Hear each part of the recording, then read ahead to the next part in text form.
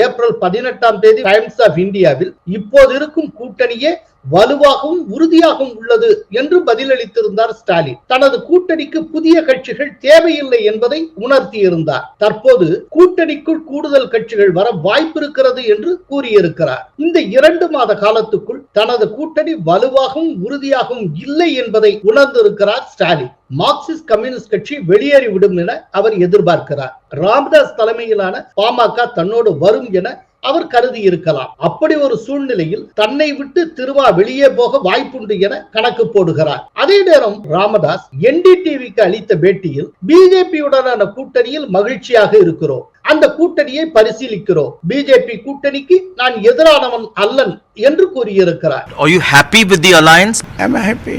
You're not against it.